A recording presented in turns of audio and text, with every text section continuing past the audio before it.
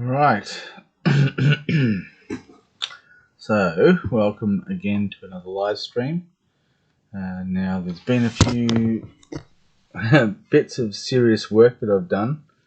Now, of course, it may be that I could have done this a lot easier, but what I've managed to do in Excel is create a grid. Now, this grid is going to be used for a few different layers in the paint.net file, and each of these grid sizes is the same as the card system that I've been creating. So I'll just do an example by cutting and pasting, for example, this one here. I'll go and I'll cut and paste, or copy and paste that into this cell, for example. And now I'm going to zoom in and show how that works. Now, each of these this is still in Excel, so what I can do is I can put all of the cards into this grid. Each of these cards can have its own RNG and its own. It can refer to the master list, and it can generate data in each of these cells independently. So all the character layouts and things like that, all of the characters involved in the geopolitical can be put into this. And as you can see, it's massive. So the reason I wanted to make it in one, I'll try to make it in one, and I mean at the moment that's just one cell in this grid. The grid is 601 cells, so that means I could have 601 individuals, or it may be that it might be that, for example, this, sorry, it's going to, when I'm trying to undo it, it is zooming back in, and it will probably zoom back out again before it removes that. There we go. So I think in one of the last videos I showed how I could put it in the left hand side, for example, and then it would mean that, for example, in this case I could go from this cell here, and then any new updates for this particular adventuring party could be in here, here, here, etc. So this cell could include simple notes. It could be that I populate with the results of geopolitical moves, but it may be that I don't do that in the same file. It may be that there's a separate file for these adventurers. It may be that I go back to the original idea I had of having individual Excel files for each town, village, hamlet, and farm. The reason I originally did that was because of the sheer amount of storage that it required. Each of these, when I tried to do it in one previously, the more information, it just became really slow and clunky, and so I decided that I'd basically split them up into separate ones. However, if I don't populate and generate anything, if I don't generate any content in the town file, for example, and I only use the town file for recording information, then I could use this grid in the overview file. This grid could generate and populate all the basic character information and things like that, and then I can copy and then save values only, and then that would fix it in stone in the overview file. Then I can refer from the individual towns, villages, hamlets, and farm files. I can refer back to this document the same way that I refer these documents to the master document. So what it will mean is that each individual each individual file folder for each individual baron will have yes, very specific information that isn't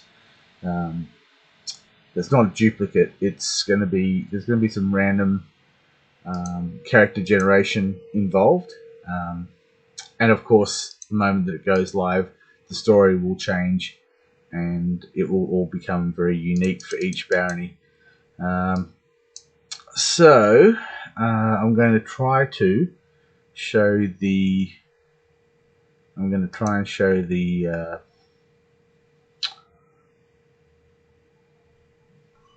I'm going to try and show the file, the picture that I've basically put together in the board game.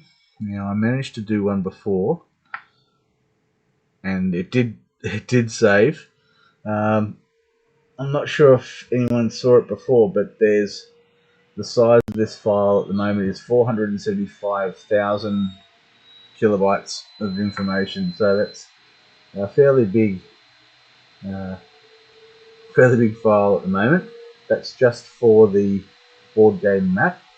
So I'm not sure whether it's going to like generating as much information as I'm hoping to do. So it may be that I'm going to have to reduce and maybe have some of the, especially some of the mapping. I think that the mapping is probably one of the things that's really slowing things down, and it's still loading up at the moment as we speak. So from the time that I double clicked on it, it's oh, hang on, no, it's sorry, it's open.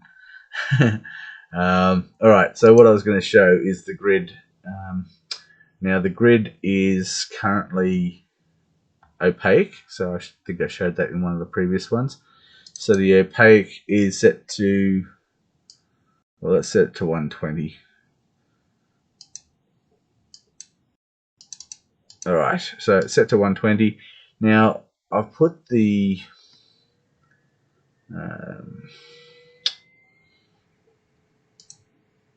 okay, so there's the island map with the grid over the top.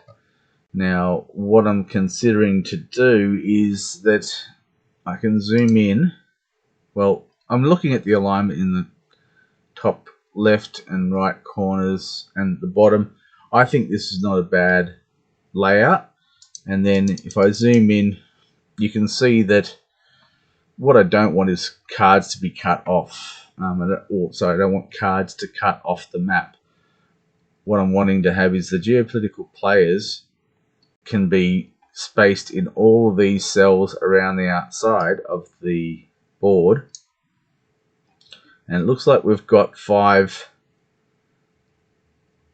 slots all the way around, and really all I need to do is, for example, take out 132 down to 457 and then across, and effectively remove this box and fill it with nothing. Alternatively, it might just be that right now, while I'm zoomed in, that I can simply cut and paste. Or sorry, cut that out. So delete it from the map, and now that's revealed the map. I'll continue along until, and I didn't do it very neatly there. Alright, so that might be a bit neater. Anyway, so I'm going to now just go up here and delete that. And effectively, what that's leaving us with is these positions around the actual map board. So I can still select all, and I can still cut and paste it again and just tidy it up a little bit more. So I can now move and make it so that it's nice and neat, equal all the way around the board.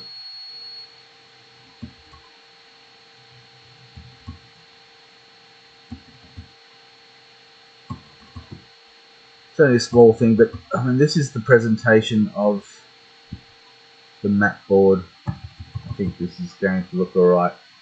So I'll just zoom out and show that a little bit better.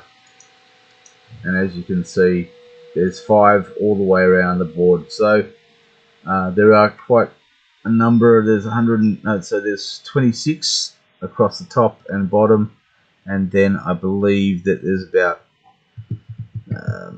28 or something like that going down. So it's not quite a square. It's just going to be possible to have all the characters as far as I can just fit them into these slots. Anyway, I just wanted to show that, and as you can see, these number generators in Excel will continue to operate until I paste them. So my intention is to try and see how that affects it. At the moment, the size of this file isn't. It's only 30K. So anyway, I'll keep working on it, and as soon as I've got a little bit better presentation on this particular worksheet in Excel, then I'll post another video with that. In the meantime, what I might do is another live stream of perhaps completing some of the other mapping. I've still got to update the villages and towns for their ruin state. For the tournament, for the geopolitical tournament, I'm not going to need to, I'm not wanting to spoil it, but I'm going to make it so that only the towns and the farms are available at the start of it, and that the hamlets and villages will be available to be found and then taken back from the undead and things like that. So anyway, I'll keep working on it, and hopefully we can see some more results. So yeah, thank you again for being involved in this, and I'll hopefully have a bit more information to share. And I know this is a short video.